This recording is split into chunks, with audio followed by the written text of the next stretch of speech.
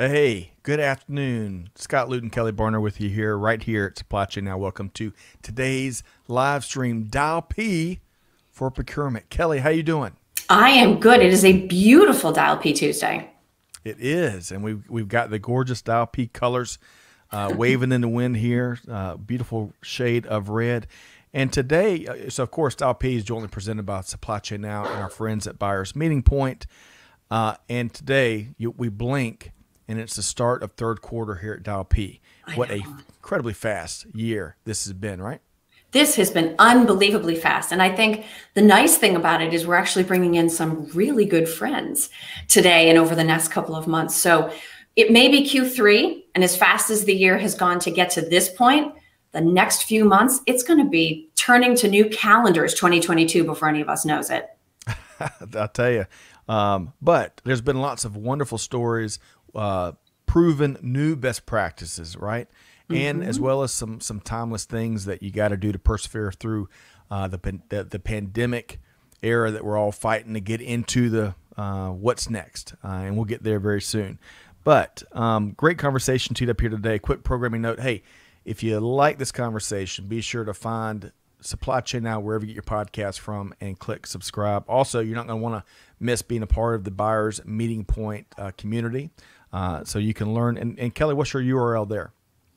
It is buyersmeetingpoint.com. It's just that simple. It's just that simple. We make it easy. Yep. So we're gonna we want to say hello to a few folks, and then we're gonna introduce our two special guests that we really enjoyed their company pre-show. Some of the best conversations happen pre-show. We're gonna have to figure out how to go live even earlier, Kelly. But we've got a ton of folks tuned in. Let's say hello to a few of them. Srinivas tuned in from India via LinkedIn as always. Srinivas, great to have you here. I saw your comment earlier in the week as Kelly was talking about the live stream. You're ready to go early on, so look forward to hearing your POV here today. Kathy tuned in via LinkedIn from Huntington Beach, California. Kelly, that conjures up a gorgeous view, doesn't it? It absolutely does. Maybe, West Coast time, having a little bit of breakfast, second cup of coffee maybe with Kathy.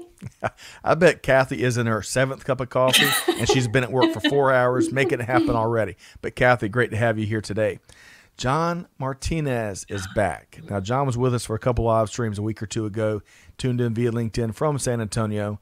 And John, I wasn't able to listen to the whole thing, but I saw that you were helping folks connect, maybe find jobs, be motivated in some of the digital content you were creating on LinkedIn earlier. So great to have you here, and really appreciate your POV. Look forward to hearing more over the next hour. Let's see, Masawar tuned in via LinkedIn from Pakistan. I apologize if I got that name right. Let us know how we can pronounce it correctly. Sushil tuned in also from LinkedIn. Hello, hello. Peter Boley, all night and all day. Kelly. Welcome, Peter. Peter does not sleep. No. He stays in problem-solving mode, helping others mode, and it's great to have him back once again. All right, so just one more final shout out here. I know we couldn't get to everybody, but Azalea is back with us, and I appreciate her message here. Good morning, my friends. Praying that everyone is remaining healthy and strong out there. And by the way, I'm not going to let the whole cat out of the bag, but Azalea is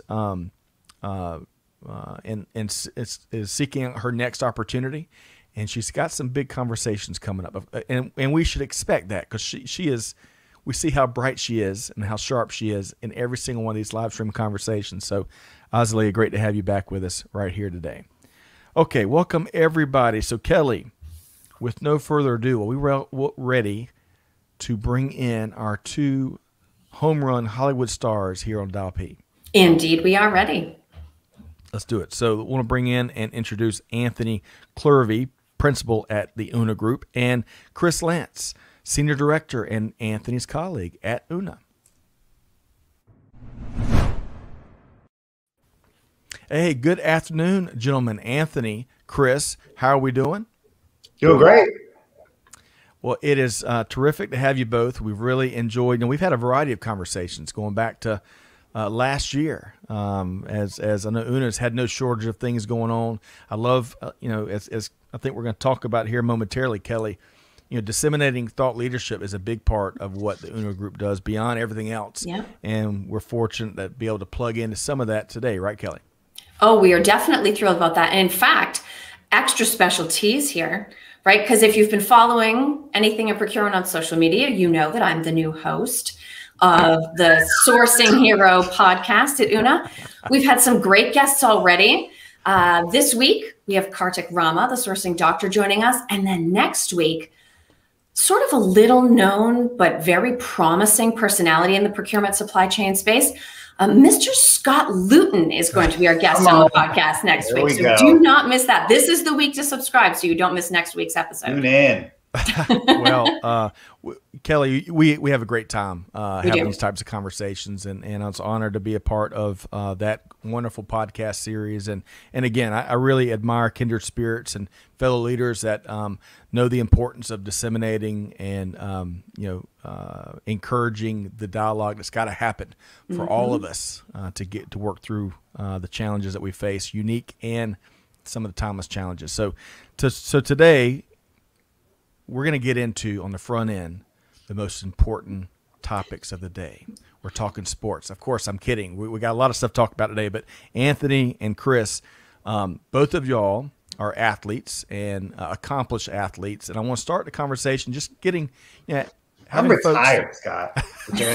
Well, you know what? You're active for the next hour at least. Okay. But I think it's just have some integrity here. All right. Right. So sports and food and travel, these are some of the topics that really help us connect as humans before we even get into supply chain procurement and business matters. So that's where I want to start the conversation. And Anthony, so you're the baseball player of the two, and we've talked some of that earlier in our earlier conversations. I was able this morning, Anthony, to surprise you with some statistics because you attended McKendree University, which is based in Lebanon, Illinois, right? Got it. And I pulled up the 2008 season. And folks, I've got here. So if Anthony looks like a slugger, it's because he is. He hit 1 home run for every 13.2 at-bats. Now, that sounds like a lot on its face. You would guess know what? That data. Yeah. Anthony, guess what? It gets better. For some context, Hank Aaron hit 1 home run every 16.3 at bats. So you were on a record. A little different competition, but yeah. Well, all in good fun. But clearly, when you hit the ball, you connected it. But beyond all of that, what do you remember best about playing baseball in college? Baseball.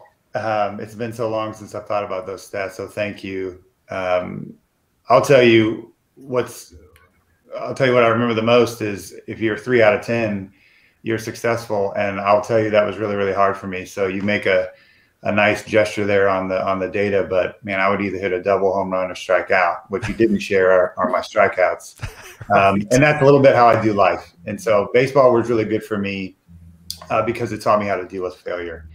So, and I would say I hate it. I hate to lose more than I like to win.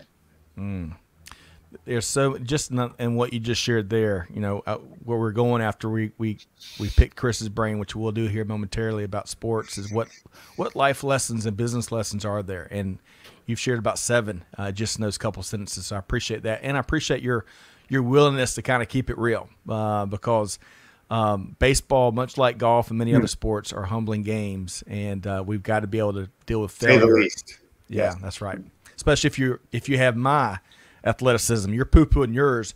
I'm jealous of the ability to connect a bat and a ball. But Chris, let's talk. You may be the first, at least according to my show notes and the team's research here, former MMA fighter, Chris. Yes. Is that right? Well, so that's right, but for the audience here, let's keep it 100. I am not Conor McGregor. My legs okay. I did a very amateur stint, and it was for a short stint, but it was awesome. So for me, I did a lot of contact sports, and so personally, right, once I kind of discovered my body is not made of glass, I was like, well, how far can I push it? And so. Right. MMA is essentially the extreme of that, and so quitting while you're ahead is not the same as quitting. So, but I did want to highlight, keeping the same vein of integrity. I'm not Conor McGregor. There's actually some people in my network, pun intended, who have actually gone on to do very well in that arena. Really? Yeah. So we all realized we didn't go to the next level, but just for clarity, Scott, I believe he was the #1 amateur fighter for his weight class in Tennessee. Yeah. Wow. Am I wrong, Chris? No, you're correct. For the circuit that I was in. Yep. And so just want to get that out there. That's amazing. Yeah. So one more follow-up question, because I could spend the next hour here, and we got some other heavy hitting, no pun intended, topics to talk about. So it's bad. Dad jokes, all I got, folks. Hey, Chris. So the video games, there's always that one finishing move. So is there one move when it came to your style of fighting MMA that was one of your favorite moves to deploy? No, I didn't have a favorite. There was no up, down, left, right, A, B. No, I didn't have any of that. No, it was again very amateur. So I was like, can I win? Can I survive? Right. You're standing, the other guy's not. There it is. That's the win. So. Well, and so finally for you, I mean, it sounds like that's part of the business lesson you learned and what you just shared there, Chris. But anything else that really your MMA experience, regardless of the level, that really taught you as it applies to business? Well, there's a lot of parallels. I mean, when you stop and think about it, it's going to hurt a lot. It's going to be seasonal. Even as basic or simple as how do you take one on the chin and keep moving forward. But I think the biggest thing that I learned through it was that, and I think any professional, again, keyword professional athlete would agree that their success is it's nothing without the team or the support system that they have around them. And so I think that for me, as the parallel to business, is your individual successes. You have to have that supporting cast, and you have to respect that supporting cast as well. So, well said, very well said. All right, so Kelly, I'm going to pass the baton to you in just a moment. I'm going to share a couple of quick comments here. Let's see here. AJ, great to have you here. Thanks for joining us via LinkedIn. Masarwar, well, you bet. We want to, we like to find out where folks are from, and it's truly this is a global business world we're in, and we love to see folks from across that global business world on these conversations here. Of course, Clay and Allie and Amanda are all behind the scenes making it happen from a production standpoint. Ervin, great to have you back. We enjoyed your contributions yesterday. And then finally, let's see here. I appreciate what both of y'all, how you both were kind of humble in your accomplishments, but John's right. Awesome accomplishments. And, y'all both have done things that many other athletes or non-athletes have done. So I appreciate y'all sharing and having a little fun on the front end of today's Dial P. Okay. So Kelly Barner, where are we going next with Anthony and Chris? So where we're going next is actually sort of unique because you guys are both in procurement, but you're not from procurement. And so as somebody who is both in and from procurement, there are a few things that I think procurement people are very curious to get an outsider's point of view on. Now, given that you guys have sort of a marketing, sales, entrepreneurial kind of background, one of the biggest challenges procurement faces right now is knowing how to deliver a tough message, right, in the way that the audience will be most likely to receive it without getting overly emotional or upset. So, Anthony, you're already nodding. Let me start with you. Marketing and sales, I mean, you can't always dress everything up to be happy news. What would be your advice for someone let's keep it internal. I'm in procurement. I have to deliver a message that I know my internal audience is not going to love. What is the best way to do that? So it's the classic, like honey versus vinegar. You could do the sandwich approach. I could give you all these little magical nuances or things to say, but some of the language we use internally, and then when we're talking to prospective members or folks about our service is, I guess to answer your question a little bit more directly is I'll say this. What would it look like? We even use this question. You start with what would it look like? And then you walk your way through it. Other language we use, we've run this from an outside consultant is, hey, can I throw a puzzle piece on the table? And it's kind of like what our moms always used to say. It's less about what you say, although content is key. Sure. It's about how you say it. And so hopefully coming into that, of course, you're kind of putting me on the spot, which is fine. You've built enough trust in the system to where, and I'll end with this and probably maybe even stealing a little bit of Chris's thunder. I really like it's either Stephen Covey or Lencioni. I think it's Covey. And you talk about bank accounts. And so in bank accounts and relationships, you make deposits and withdrawals. So what you're asking me is, hey, how do I deliver a tough message and remove and essentially make a withdrawal? Well, hopefully you've made enough positive enough deposits based on trust and reality and performance that it's time for you to make a withdrawal. And so you're in those scenarios, and those are the things and kind of practical things that we do internally and encourage our members to do externally. Because we certainly don't want to be bouncing any of those relationship cash checks, right, Scott? No bounce checks. Nobody wants a bounce check when it comes to building relationships. Make sure there's enough in the account. Yeah. Yes. Well, really quick, we had back when I was in consulting, we had an external consultant come in and share the same example. We called it the rapport bank, right? We got to keep making deposits in rapport bank with all of our relationships, so that when we're ready to make that withdrawal, there's enough balance in the account. So I love that, Anthony. Very well said. I think the only thing I would really add to that too is, be ready for a potential rebuttal.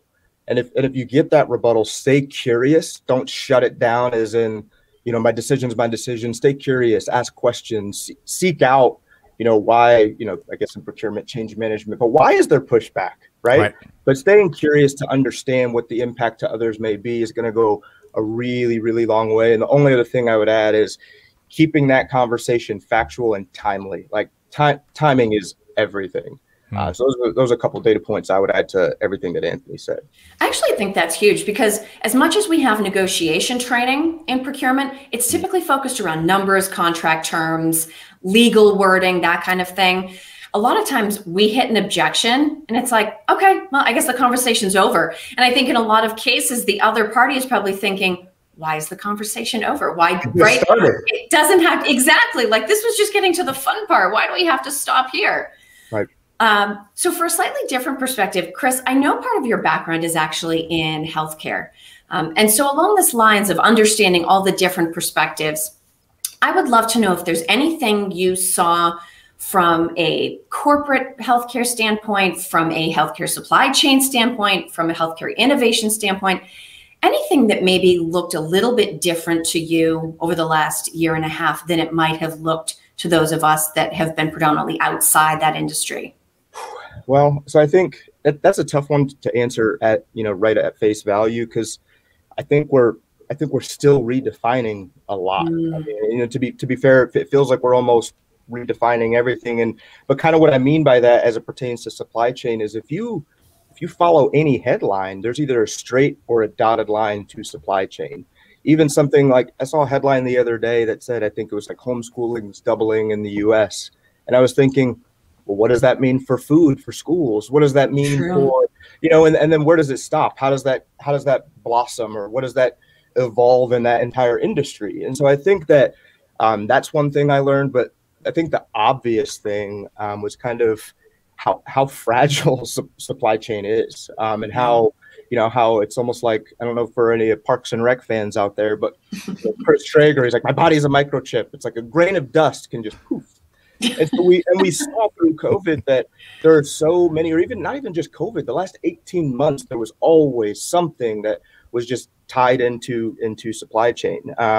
So another thing that I learned though, what I'll say is it became more obvious pricing isn't everything. And I think that probably became more aware, not to maybe the more tactical, even strategic procurement professionals, but maybe their CEOs, maybe their CFOs. It's like, hey, what good is saving 50 cents per item if I can't get it, right? So I think inventory management, the quality, the pricing, those are the things that really became paramount alongside of pricing, of course. But there's just, it's procurement, supply chain, it's under the microscope. And so I think it's kind of interesting too, because all these new stakeholders are coming into these conversations now, like, well, I want to see what's going on. And if I were in procurement, I would say, I've been doing this for 30 years. I got this, so it's very interesting. It's very interesting. It's been a super interesting time. And of course, the other thing we've all been balancing is keeping a team dynamic while lots of people are still functioning independently from home. Anthony, Una obviously has the most fun team ever because we see your candids go by on social media. You guys do some really fun stuff. What advice would you share about both maintaining that team dynamic through this time, but then also helping every individual be productive from home or whatever remote workplace they're dialing in from? Well, I appreciate I hope our Una team agrees. You know, we do try to have fun, even in this kind of, you know, state of flux and I would say difficulty. We're not through it, but we're making progress, as we, I think, hope would all agree, and want to try to remain positive. But we just try to meet people where they are, right? And have a short memory. I mean, talk about sports. If you want to play golf or baseball, you better have a short memory. But you're going to make mistakes. You're going to say the wrong things, and giving people, you know, the reason, just reasonable doubt of, hey, you know, let's focus on the matter at hand, and just giving people grace, right? So we try to use that a lot. Grace. Doesn't mean there isn't accountability, but certainly maintaining grace. And look, I'm a wholehearted believer. Our team knows this, and any other team, if I'm, you know, investing or a part of, like, I think remote is not only here, it's here to stay. And I'll say what's tricky about that is how do you maintain the team culture? And so we focus on at the beginning, you know, who are you bringing in the organization, what's going on between their ears, and how do they think about themselves and the folks around them, and do they care? You know, I like Zig Ziglar uses a line which some of your folks may. He's a big sales guru. He's since passed now, but your attitude determines your altitude. And it's a well-known phrase, I think. And if you're like, well, what does that mean? Well, you literally have control in your future by what goes on here, what you say to yourself, and what you allow in. And so we really try to embrace that model and encourage that. We don't want to be overly cautious with every little thing we say and walk on eggshells, but it doesn't matter what you say and how you say it. And I think Chris said, well, be curious, and if you can control that. That's something you can control. We could not control this pandemic, but by gosh, you can control your attitude. And you can keep making deposits even internally in that relationship bank, right? Right. You got it. Yeah. Minda Harts, it says something similar, and she's the author of the memo, has stated, we as leaders, we've got to make work for everyone, whether they're remote, non-remote, or all the other beautiful diversity that makes up the workforce and our teams these days. And so I want that question to kind of permeate through the live stream. Folks, in the comments, let us know what you're seeing, how you're seeing leaders and organizations make remote working to be as convenient and plugged in as possible. Would welcome your communication there, comments there. Okay. So I want to share a couple of quick comments, Kelly, before we move forward, if that's okay. Nanda, great to have you, Nanda, back with us. Hi, Nanda. From Norway. Hope this finds you well. John Waweru, great conversation going. Lucky to be here today, catching you from Mogadishu, Somalia, via LinkedIn. Great to have you here, John. Hey, Rhonda, Dr. Bumpinza Zimmerman, great to have you here. She says, bring her comments into play here. Let's see. Prioritizing social connectiveness and encouraging self-care as much as possible. That is an excellent point. And then one final one from Azalea. I personally believe employees have a responsibility as a member of the vision to know what works best for you. Be intentional about your productivity if you are work from home. And if that does not work for your personality or work habits, then go back to the office. I like it. Make sure you contribute. Hey, we told y'all. Azalea brings it every single time. She does. John says it is not about how many people you can have on the bus. It's about who is on the bus. Love that, John. Okay, so Kelly, where are we headed next with the talented 1-2 punch here in Anthony and Chris? So next we're headed to one of the really big challenges that almost all procurement teams are facing right now, which is given the whole range of things that we have to do and hopefully be good at, how much do we do ourselves? How much do we need to know ourselves? And how much can we reach out into our network to help us achieve? So Chris, if I start with you, you yourself talked about the fact that CEOs are realizing saving doesn't mean anything if it comes with an additional cost. What are you hearing from buy side members of the network in terms of all the things they're trying to achieve right now and how they're trying to strike a balance to do well on all of those things at the same time? Yes, like on a hope and a prayer, really. It's like lots of duct tape and bungee cords. Yeah, my goodness. Yeah, no, I think in all seriousness, I would say being creative. What I'm seeing right now is there's a tremendous amount of creativity. And what I mean by that is, typically, or maybe I'll say pre-COVID, right? Massive organizations may have had the strong opinion that size still very much matters as much as it did 10, 15, 20 years ago. And so what we're seeing now is that narrative is actually changing. And they're actually coming to the table wanting to understand. So, all right, tell me more about your contracts. How do they differ from mine? Why can't I participate? Or, why, or not participate, but how is yours exclusive? And how can I participate? Different things like that. But really what it's going to also come down to is just, again, being creative, whether that's third-party consultants, whether it's tapping into your personal network, whether it's working with the GPO. And I'll be frank, sometimes it's working with multiple GPOs. It's really going to depend on your business model and really what ultimately makes sense. If you're talking indirect or direct spend, the seat though, I do not envy that position. When we have members, specifically us that come to us, I mean, we really want to help because it's so obvious how much help is needed. They're given this massive bucket, this massive project, this massive task, and then but I need resources. It's like, oh, you're good, you'll get it. And so I think that's where we like to really help and kind of just plug ourselves in. Like, hey, we don't want to be intrusive. What's ideal for you, right? And then we try to cater to that organization because procurement is not a one size fits all. No. If you have that mindset, it will fail. Yeah.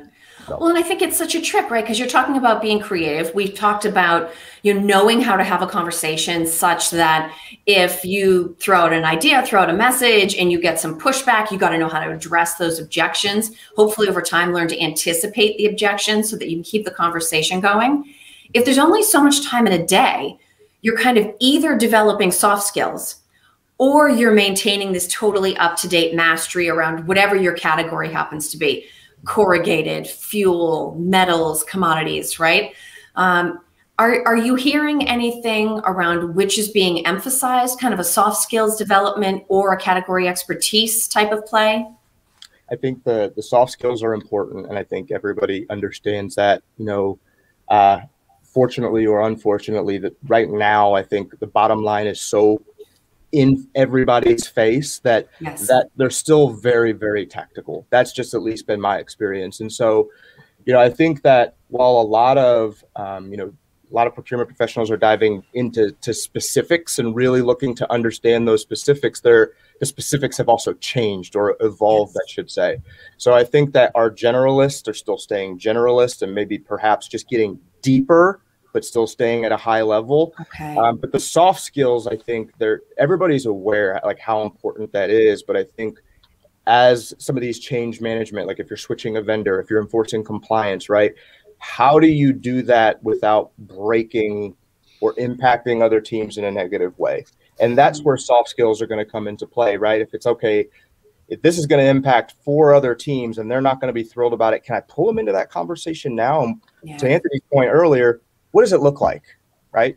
So, well, and impacting other teams, we're including suppliers in that, right? So we want to be working well with everybody inside and outside and reducing as much overlap as possible. Yeah, very important, right? Because sometimes, like from our perspective, sometimes we're the last one to the conversation. Perhaps maybe this member and this supplier have had a relationship for 20 years and we're the ones who need to catch up. So again, it depends, Yeah, agreed. Let me, we're talking, of course, about GPOs and whatnot. Peter says, prior to engaging a GPO, he feels the scope of their work needs to be clearly defined with expectations or someone will feel let down. And he also adds the same for consultants. Any commentary there from Anthony or Chris on that? No, I would agree. You need to be transparent on what you can and can't do. And one of the first things we say is we probably cannot help you with everything, but let's start with what's most important to you, right? And we'll be transparent. Again, sometimes it's not necessarily working with us. It may be back into the network. And I think that's the key with supply chain. Well said, Chris. It's good. Okay. Anthony, anything to add? Yeah, I think expectation management is key, internally, externally. I think it's Peter, right? Yep. Let's just agree to that up front, and let's not have scope creep on either side. And if the end goal is, we want to achieve X savings, or we want to have, it's not always about that speed to contract. It could be resiliency. It could be a number of things that the scorecard is aligned up front and agreed to. And so, easier said than done. But if you can hold to it and both parties agree to that, then it makes a lot of room for some flexibility on both sides. But you're not, you don't get to the end and you have less surprises. I think there's always going to be a wrinkle, but you can't eliminate risk. You can only mitigate it. I love that. One more comment, Kelly, before I turn it back over to you. I think this is Roz. And Roz was excited as well about this conversation. She also commented like Srinivas in the earlier social promotion. So Roz, sometimes we can't see who makes the comments. There's different settings on LinkedIn, but I agree with you here. Kind of work from home is one of those bigger themes that's part of this conversation. Remaining connected is paramount. And I would just add to Roz's comment from a productivity standpoint, of course, but equally as important from a mental well-being, right? You want to, being in the trenches isn't always fun, but when you're in there with your comrades and your team, I mean, that's a big important part of the journey, at least from where I sit. So great point there, Roz, and great to have you here today. Okay, so Kelly, I know I'm interjecting quite a bit, but there's a ton of comments. Folks love this conversation, and as do I. But where are we going here next? So I think a little bit more on this topic of figuring out what needs to be in-house. Anthony, you're a pretty entrepreneurial guy, right? And I think what I'm interested in hearing about is there's a couple different ways to look at growth. You can think about growth from the perspective of I'm a company of one, working my way up to a company of hundreds or thousands, or maybe I'm a team of people and my scope is increasing, right? They're both growth. And somewhere along the way, you have to figure out, when do I bring in more direct headcount versus leveraging contractors or freelancers or third-party service providers? What tends to be sort of your mental approach to those types of decisions? Because it's not straightforward either around the timing or around which one of those things is the right option. How do you tend to either think about that or have those conversations internally? So start with this: focus on what you know or what your team knows. Embrace the skills that are around you. Okay, and then I would say your mind is like a parachute. It doesn't work unless it's open. So embracing this concept of willingness to change, right? And so can you back up a little bit? Like, what are the overall objectives of the company? And can you get strategic alignment around specifically to those categories if you're thinking kind of within procurement? And whether you have a couple folks already, I mean, there's key metrics around the size of a business, when you should start to kind of hire or outsource. I really think, there's the control freaks that want everything in-house, right? So I think it really is a methodology. And I would embrace a more blended approach on all things. It's not even just unique to procurement. You see it a lot in marketing as well, which I have some thoughts around that of kind of the alignment and liking things to marketing. But ultimately, you got to back up. If your team is never outsourced, this is what I would end with. You ask yourself this question: why?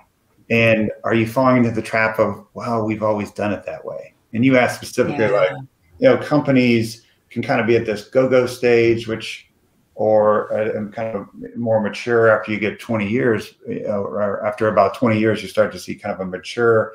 But if you want to back up, the entrepreneur in me is like, okay, if you know the data, like 4% of companies are doing $1 million. 1% of companies do over 10 million. So understand the data, the type of organizations that we're talking about. It's very small within the market.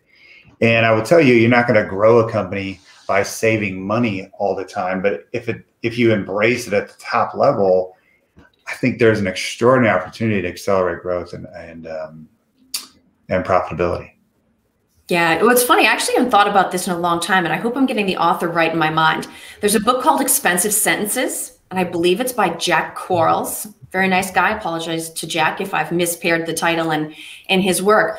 But it's a fascinating book, which was not written for procurement, but he talks about what are those expensive sentences that people in companies say, And I'm pretty sure we've always done it that way. Yeah. Is the number one most expensive sentence that anybody can ever say. And that cost isn't just measured on the bottom line. Or That if it ain't cost broke, don't fix it. Like, I mean, exactly. Exactly. No, and those are good things to be on the lookout for in conversations. So you got that right, as always, Kelly. Jack Quarles, Quarles, is expensive. The author. Excellent book. I Expensive highly recommend Sentences. it. nailed it. So I know we're talking. We're going to be getting into looking good while delivering savings here momentarily, but I got to pose this question because John is passionate about this question. I think he's typed a version of it twice, and if y'all don't mind, I'm going to pose this to you. No, we want to hear it. And by the way, Clay, yes, challenge best practices. We've always done it this way is often an excuse. This has been a common theme for the past year or so. I agree with you, Clay. So John says, hey, Anthony, Chris, do your companies run agile methodologies through Six Sigma, Scrum, Agile projects? What would be their end scope? What would their end scope be to identify gaps in the field and process? Could one of y'all address that a bit, or more broadly, just continuous improvement and what you're seeing in this space when it comes to procurement? John is passionate about this topic, I can tell. Yeah. So, I mean, taking, CSI or continuous service improvements, I mean, there are some components where it makes sense. There are some where it doesn't. And so I'll give an example, right? So maybe a member comes in, like John, maybe you come in, right? And you're like, okay, help me out. My hair's on fire. I just got this. Boom. I just got $30 million. I have to have it purchased, best price, best service levels in 3 months. All right, boom, let's start on that. Then we may start with your low-hanging fruit. Like, a lot of times in procurement, there are hands-off categories, right? And so we'll push those to the side. Where's the low-hanging fruit? What's in that tailspin? The junk drawer in the kitchen. Can we help with that? And then as we build that trust and as we build that faith, we start maybe looking into bigger strategies, bigger conversations, right? So the continual service improvement aspect, though, could essentially be maybe connecting one member or a group of members and then allowing that spend or that committed volume to continue to grow, and then reapproaching the supplier and working with the members to say, can we sweeten this? Why can we not make this any better? Or, what are the service level? Like, can we adjust some of these terms? So we do when it makes sense, but a lot of the times from a GPO, the benefit oftentimes is speed. And if you start inserting some of these processes, you may lose some of that. But it really ultimately, again, I keep saying this, that there's nuance to it, right? And it's going to depend on the organization. That's what I would say. Excellent point. And, we've heard, Kelly, from folks out there driving change from a continuous improvement standpoint in a variety of organizations, including tough ones like automotive, have told us that leaders can oftentimes focus too much on the tools and methodologies rather than some of the common sense of what are we trying to do.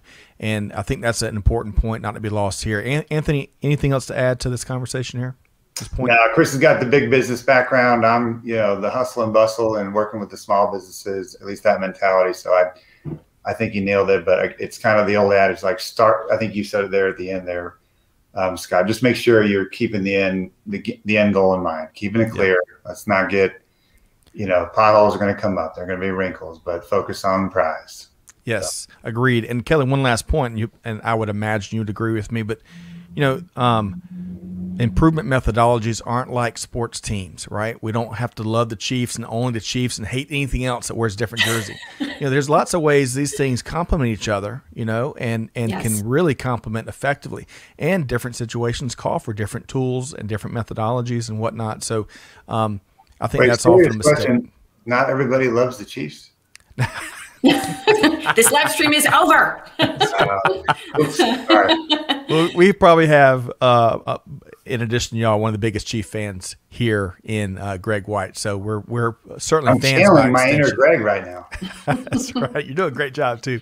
All right. So Kelly, I didn't mean to take us off road a bit, but sometimes we got to give the people what they want, and that's an important part here at the live stream. No, and I think it's actually an important point that comes up in that, just like in sports, sometimes muscle memory is the best thing you can develop. But if you develop it to the exclusion of everything else, it's going to end up being a liability. You can't always approach every situation in the same way, with the same tool, with the same technique. In some cases, you just have to be able to call an audible and deal with what's actually happening in your set of specifics. So I think that's a great point to bring up. Yeah, it's called life. It is. I mean, Yeah. Absolutely. That's the ultimate agility, right? But the whiteboard, it was all perfect. It was all laid out. We had our plan. So, Yeah, that's right. There's another. Is that another Greg quote? yeah. Everybody has a plan until they get punched in the face. That's a Mike Tyson. Mike right? Tyson. Yes. Yeah. One of the greatest of all time. Okay. So I want, I got to share this from Azalea because I think this, we're talking about priorities and, we're getting into this delivering savings while looking good segment here. She says it seems prioritizing is a main driver in that decision process that Chris was talking about. With that, I assume a lot of those far-reaching fruits never get pursued. Is there often resentment there? That's a wonderful question. Chris, any commentary there? That is an awesome question. Resentment, no, right? Obviously, your feelings are hurt if you can never really kind of get to the big project, the big category, the big opportunity. But resentment, no, because, to be frank, if we haven't helped you on the first 3, 4, 5, 6, 10 categories, why would we be able to help on the big category? Now, there are, again, nuance to that, right? And so it ultimately is going to depend on the industry, category, things of that nature. But I would say no. Sometimes, Chris, right? It's not no, it's just not now. Can we, what would it look like if we started here and kept track of that? Like we own that you stated, such and such need or desire, but, we want to, based on the goals that you've shared with us, I think X is more important and here's why. What say you? And it's a collaboration, not a knife fight. Well, and there's that parallel to the other comment that was made on staying connected, right? Because maybe it didn't work out right now. Maybe you're in a contract and that's why we couldn't help, or maybe there's a lot of different reasons. But I think no doesn't always mean no forever. So how you handle that no and still being willing to help or pass to another direction, karma is out there.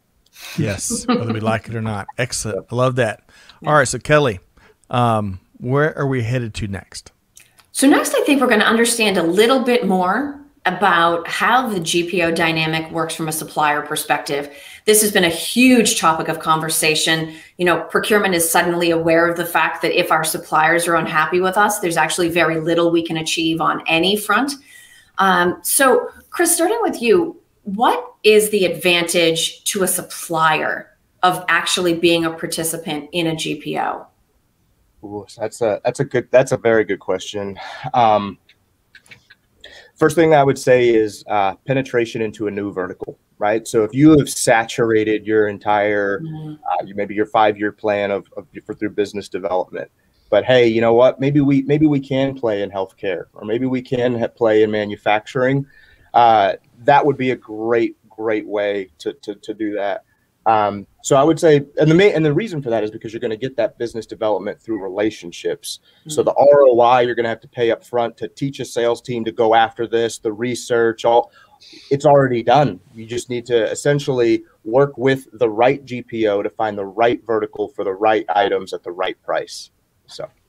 And that's a huge opportunity for innovation, right? I know even on the procurement side, this is something that we talk about where we say, don't just look at companies that can provide the exact same thing you're buying now. Look for companies that provide something else that meets the same business need, because that expands the type of suppliers and providers that you can bring into a conversation.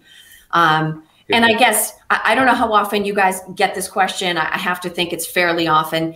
Can we just put it on the table that it's not just straight volume leveraged cost savings, that there's a little bit more strategy behind how the suppliers actually deliver savings to their customers through GPO? It's not just about centralizing the volume, right? Not at all. Yeah. I mean, and that may be, maybe I'm speaking out of turn here, but that may be why some suppliers view GPOs as like a necessary evil, right? Because when push comes to shove, you've put all this effort into these contracts and had these conversations to bring that value.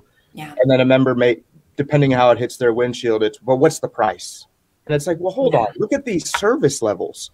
Look at this price protection, look at this rebate, look at look at all the things that we're doing. It's beyond the race to the bottom. And so sometimes if I were a supplier, the questions that are maybe posed sometimes, they almost come off as insulting. Like, did you really look at that? Or did you just look at quantity, price, boom? No, And then And it's let's be our job to honest, fight. we're looking at quantity, price, boom. I Right. mean, that's, Quantity, price, boom. that's like 80% of procurement. Yeah. All right. I want to share this from the one and only Phil Addison is with us today, of course, with Art of Procurement, great podcast and beyond there. Great point, Kelly. Look beyond specs to desired outcomes when selecting providers. Hey, Scott, and while we have Phil up, very quick shout out, 2 of our youngest and biggest Dial P fans, Tristan and Aiden, I'm sure are eating lunch. Yeah. I know you're not being fed vegetables because Phil doesn't do vegetables, but eat whatever healthy thing he's given you. The lady on TV says to. I love that. Also, hello. I had dinner with Tristan and Aiden. I don't know if they're watching, but shout out to those boys. I had a great time with them. Kelvin is tuned in via LinkedIn from Zambia. Great to have you here, Kelvin. Of course, as Leah, as did I. Try to say that for 10 times fast. I love this, because and by extension, just because it is collaboration doesn't mean you can't have frank, tough conversations. Right. You got to lean into them, right? But I love that comment, Anthony. And Phil says he's having ketchup burgers, folks. Ketchup burgers. Ketchup is a vegetable. So, all that Charles Heater's back with us, and Charles has been bringing the heat in our live streams often in recent weeks. He says, hey, so a GPO helps to lend stability to a company in a way. Any comments there? Yeah, I would say in a way. I mean, sure, we can't, but yes, in short, yes. Speed, you can have speed with that stability too, right? I would add to that. From all of our conversations we've had, it's you're bringing in tons of experience, right, and tons of savviness. So to your point, Chris, you can make decisions that you're confident in quicker. And as we all know, you're only as smart as the talent you've got in your team. If you've got a small team or even a big team, you're still going to have gaps in what you know and what you don't know. So you're bringing in experts that can help you accelerate. Anthony, you were going to add? Well, maybe just kind of the metaphor, which we might be just done with those. But, hey, we're going to let you know there's a pothole in the right lane, get in the left lane. And it's your job to embrace that, execute on it. But we want to be a complementary partner. And I want to go back to what was stated. We really do believe in kind of this 3-pronged approach. We don't call them providers, we call them supplier partners, and we call our members. And if we want to make sure that there's true alignment there, externally, internally, it's more than a race to the bottom. And if we're helping those players win, ultimately Una gets to play a part of that. So and that's just not unique to our model. I think everybody should be thinking that way when it comes to successful creative procurement. Absolutely. Well stated. All right. So I've got a question here, Kelly, I would like to ask. We've been talking about best practices, but there's probably some worst practices. But I want to make sure our timing's right. Anything else that you wanted to kind of bring, anything else you want to ask before I move to that next question? Now that you've mentioned worst practices, that's the most interesting part of any conversation. It's like, I don't want anything more to eat. Dessert's coming. This is the good stuff. Right. All right. So the current quarterback with the Chiefs, his name is escaping me right now. Oh, I'm sure it is. Unless you're being, come on. He's one of the best in our time already, right? Patrick Mahomes. Thank you very much. Okay. I thought you were kidding. Actually, I'm suffering in baseball season right now. I'm going to take one. Yeah, that's right. All right, so you got Mahomes, who's already established his case, one of the best that currently plays the game, and he's got a big, bright future. He's got a championship, you name it. But if you look, so he does things some of the best ways, right? And then you look at some other quarterbacks, and I you know what, I'm not going to pick on anybody. But you look at some other quarterbacks that can never even get over into a winning season, right? They don't have the same best practices. They're approaching it in some of the worst ways. So when it comes to how companies look to save money, right? You've got some progressive, forward-looking companies that do it the right way, like the Mahomes of the world, and then you got folks that are maybe too old-fashioned to get out of their way, that take a really poor approach. Anthony, what are some of the worst ways you've seen companies try to cut these corners? Well, I'm going to give a shout out to our British friend Phil over at Art of Procurement, and he says it like this: it's cost savings at all costs. And it's really the worst way to approach it. And, simply put, you have a savings number, you want to hit it, you want to, for your team or yourself, you get a bonus. It doesn't matter who you step on internally or externally. Yeah. And it flies. And think about it, flies in the face of everything we've been talking about for the last half hour or so. You're not aligning with overall stakeholders or objectives of any, it erodes trust within internally supplier partners. And then, which I know Phil hates this as well, but then I think that it erodes your ability to have a seat at the table. And as a procurement, whether you're CPO and then I think C-suite looks at you as just, why don't you just go punch your PO? And then the outside suppliers, you're in a knife fight with them, or you're fighting with them, and you're going after every little thing, nickel and dime, and not thinking long term. And then before you know it, they're vendors, and it's just gross. It's very short term. Yeah. Love that, Anthony. And Chris, anything to add for? I've got one more follow-up question. Anything else to add to that, Chris? No, I think he nailed it on that. Yep. Okay. If it's a constant race to the bottom, it's not gonna end well. Agreed. Man, y'all are a succinct bunch. Okay, what about 1-2 punch, right? MMA. That's a good thing. That's a compliment. Yeah, price savings, boom. Yeah, sometimes we have folks on that we can only pose one question to them, and that's the whole show. But I love that T-shirtism, Kelly. Let's talk about that growing, that maturing company, the successful company, the folks that are you open up the headlines and they're challenging the game and finding new ways to win, not just how things have been done. When you think of that environment and you think of creative procurement practices and thought leadership, how important is that, do you think, in the information age looking forward, Anthony? I would say it's everything. Clearly, if you're having that kind of environment and organization that's growing, public or not, that clearly is starting at the CEO or very high at the top COO level, embracing that, whether it's, CFO, it kind of really depends on how procurement's aligned. But I will tell you a recent story. I won't name names, but there are, global company, and it's clear, a new CEO, they've got a CPO in there that has a history, has a background. He or she just continue to be a little more objective, has implemented this global procurement strategy, but they were already $1 billion organization. And he's got some very unique viewpoints on what they're doing. They're hiring someone specific to do a lot of the tactical things, but I can just see it as he's talking with us and what he has implemented, that he feels a little bit behind. But even when we were on the phone with him, he was talking to his CEO, had to step off. So it is clear engagement from the top to the bottom. And I know that they're going to be more effective. They're going to reach more profitability. There was clear creativeness. He had a lot of autonomy from the way we were talking to him. So I just think it starts at the top, and I want to liken it to marketing, right? So if the CEO or C-suite doesn't believe in marketing, which I think is crazy, as a key function to business, how the same thing applies to procurement. So if you don't have that buy-in from the top, you're just gonna get stonewalled. You're not gonna have the seat at the table. Don't make it more complicated than it is. Have a more collaborative approach. And so if you have that at the top, and then you can execute and embrace that you want alignment in all departments, not just for the sake of procurement. And then you're getting it down in the levels where they're executing and following compliance. I know that I'm saying a lot of things, but it's just this weird balance between strategic and tactical.